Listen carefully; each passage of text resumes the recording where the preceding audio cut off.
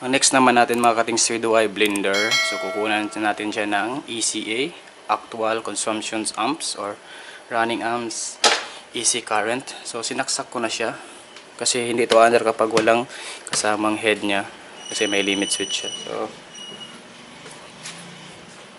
papaandar lang natin, number 1 lang, number 1.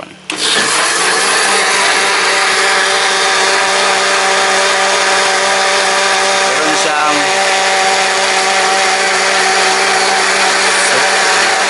off natin.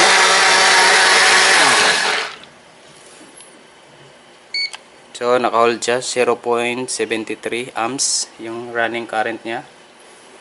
So ilista natin at isi-solve natin mamaya para sa ating blender.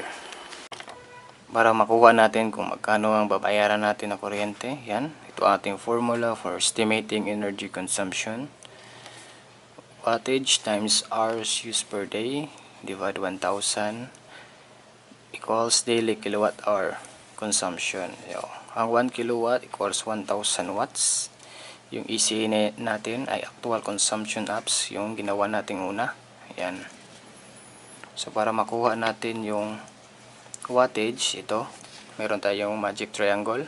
Yung P equals I times V. So P means watts, I amps, V is volt. So meron tayong I, yung ito, AC, actual consumption amps, i-times natin sa 230 volts na given para makuha natin ang wattage, saka tayo magta-times use per day or 24 hours. So, simulan na natin.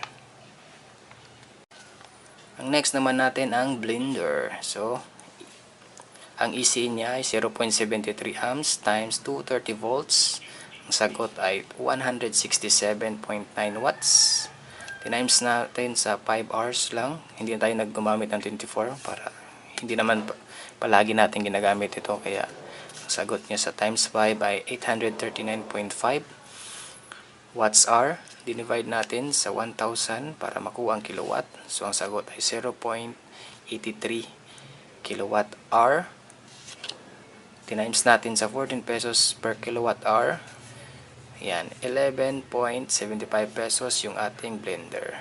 Depende yan sa lugar nyo guys kung magkano ang per kilowatt nyo. Kayo na lang ang mag-change ng computation. So ayan mga kating swidyo, alam na natin kung magkano ang ating babayaran sa hours used per day ng device o mga electric device sa ating mga bahay. Ayan. Tandaan nyo lang yung ating mga formula. Ayan, for energy consumption. Ayan, sa ating magic triangle. Tandaan lang natin na ito ay isang estimating energy consumption. Posibleng bababa pa siya or tataas. At least meron na tayong idea tungkol sa bawat device ng ating ginagamit. Para gusto nating mabawasan, syempre, huwag nating gamitin ng mahaba yung ating device na mas malaki yung konsumo. Yan, sana may nakuha kayong idea tungkol dito sa ating estimating energy consumption. Salamat sa panonood. Huwag kalimutan mag-subscribe, like and share and comment for more videos. This is Rametric. Thanks, we do.